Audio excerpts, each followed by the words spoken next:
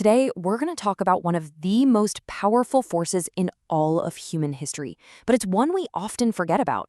I'm talking about pandemics. You see, they aren't just medical events, they are absolute engines of change. So let me ask you, when you think about what really changes the world, what pops into your head? Maybe great leaders, maybe world wars, or even huge inventions. And yeah, those are all good answers. But today, we're going to make the case for something else, something even more powerful. We tend to focus on the big, visible stuff, right? Generals, armies, battles.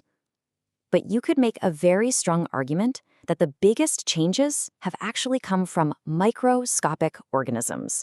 They're invisible, they're silent, and they have been way, way more deadly than any army in history. Okay, so let's start with our first case study. We're going to see how disease didn't just nudge history along, it straight up toppled empires. It became a weapon of conquest, even if nobody planned it that way. I want you to picture this. It's the year 1519. Hernán Cortés and his Spanish conquistadors land in modern-day Mexico. And sure, they've got steel swords, they've got armor, they've got horses, but their most powerful weapon was one they couldn't even see, and they definitely didn't understand it: the smallpox virus. The scale of what happened next is it's hard to even wrap your head around. The native peoples of the Americas, including these huge, powerful Aztec and Inca empires, they had zero exposure to this virus, no immunity whatsoever. The result? A mortality rate that hit as high as 90%. Just let that sink in. 9 out of every 10 people. Gone. And the consequences of that were world-changing. I mean, literally. With their societies completely gutted and their armies wiped out, these incredible empires just collapsed.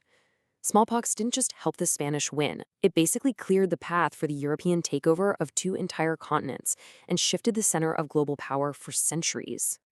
And this wasn't some historical fluke. It's a pattern we see over and over. Go back to the 2nd century, and you've got the Antonine Plague weakening the mighty Roman military. Fast forward a few hundred years, and the plague of Justinian kills maybe half the population of the Byzantine Empire, crippling it.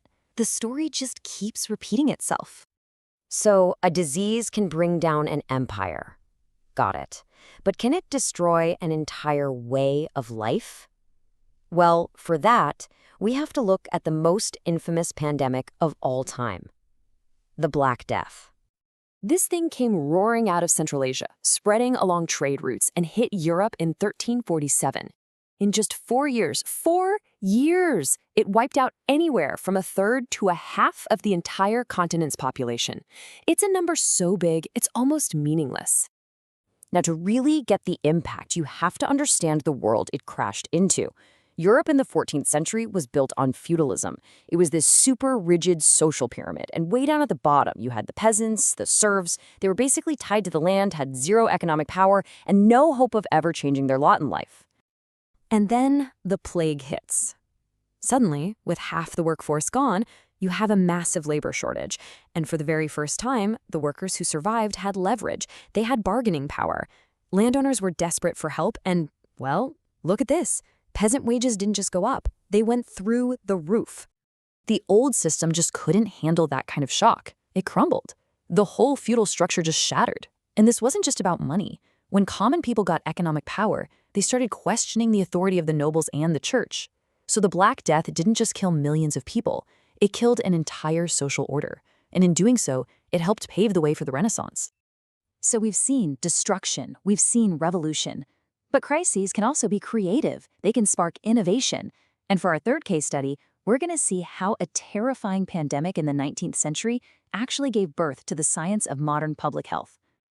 Okay, fast forward to the 1850s. Cholera is the global terror of the day. And the best scientific theory people had for how it spread was something called miasma. Basically, the idea that diseases were carried in smelly, bad air. Seemed to make sense at the time, but it was completely wrong. Now, this part is pretty cool. It's like a great detective story. There's this British doctor, John Snow, who just isn't buying the whole bad air theory. So he does something nobody had really done before. He starts mapping house by house where people were dying of cholera in one London neighborhood. And he found a pattern, a massive, deadly cluster all centered on one public water pump on Broad Street. He finally convinced the local officials to take the handle off the pump. And just like that, the outbreak in that area ground to a halt. He used data to solve the mystery. And the legacy of what Snow did was huge.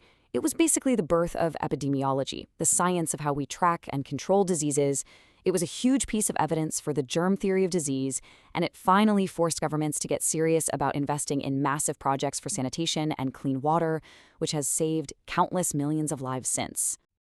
So, fallen empires, remade societies, scientific revolutions, these stories are more than just historical trivia.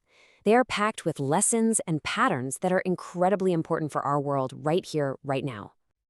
I mean, when you look at history this way, the pattern just jumps out at you.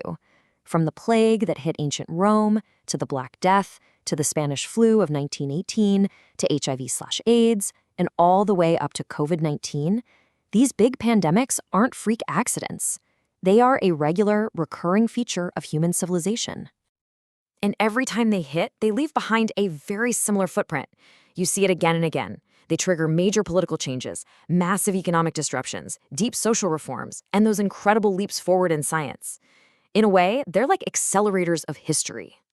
So, what's the crucial takeaway here? It's this. A pandemic's real power isn't just in the lives it takes. Its power is in what it reveals.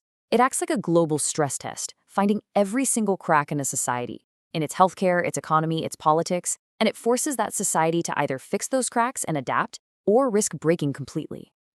Which really brings us to the final big question for all of us. History shows us this cycle, again and again. The past has given us a clear roadmap of the challenges and, yes, the opportunities that these crises create.